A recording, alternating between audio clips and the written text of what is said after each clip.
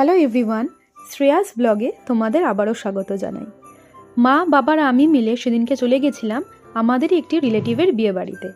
বিয়েবাড়িটি ছিল বাজরুনির মেটে মসজিদের একান্ত আপন লজে। বিয়েবাড়িতে ঢুকেই চারপাশটা খুব সুন্দর করে ভিডিও করছিলাম, কারণ ফুল আর লাইটিং দিয়ে ভালো করে ছোটোর মধ্যে সাজিয়েছিল। তারপর ব্রাইডের সাথে মা আর বাবাকে ছবি তুলতে পাঠিয়েছিলাম। মা খুব একটা ছবি তোলে না, তাও একটু জোর করেই পাঠিয়েছিলাম।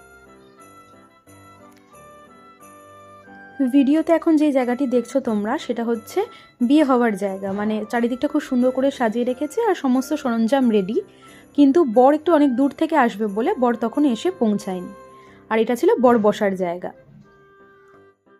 আজকে আমার আউটফিটটা ছিল মায়ের এই সুন্দর শাড়িটা। মায়ের শাড়িটা কিনেছে ওই আদি ঢাকেশ্বরী থেকে, আর এটা হচ্ছে মসলিন সিল্কের ওপর গ্রিন ইয়েলো মেরুনের ওপর টাচ করা।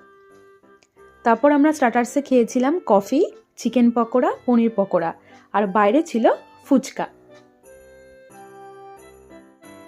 বেশ অনেকটা রাতের দিকে, 9:30 পৌনে 10টার দিকে দেখি বরের গাড়ি এসে হাজির হলো।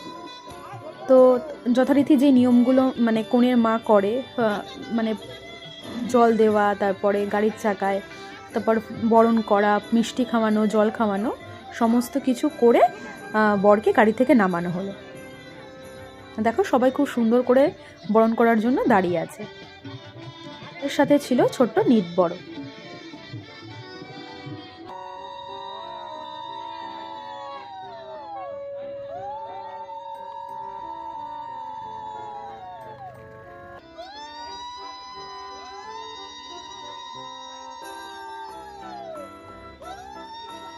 তারপরে নিচে ছিল খাওয়ার জায়গাটা, যেখানে বসে খাওয়ানোর ব্যবস্থা করা হয়েছিল। বর বরণ করে আসার পর আমরা সবাই মিলে, মা বাবা আমি মিলে খেতে বসে গেছিলাম। আর এটা ছিল আজকে বিয়ের মেনু। তারপর শেষে আর রিক্সা নিয়ে নিই, একদম বাড়ির কাছেই ছিল বলে হেঁটে হেঁটে খাবার হজম করতে করতে চলে এসেছিলাম বাড়ি। তো এখানেই আমি বিয়েবাড়ির ব্লগটা শেষ করছি। ভালো লাগলে অবশ্যই লাইক, শেয়ার এবং সাবস্ক্রাইব করে দিও।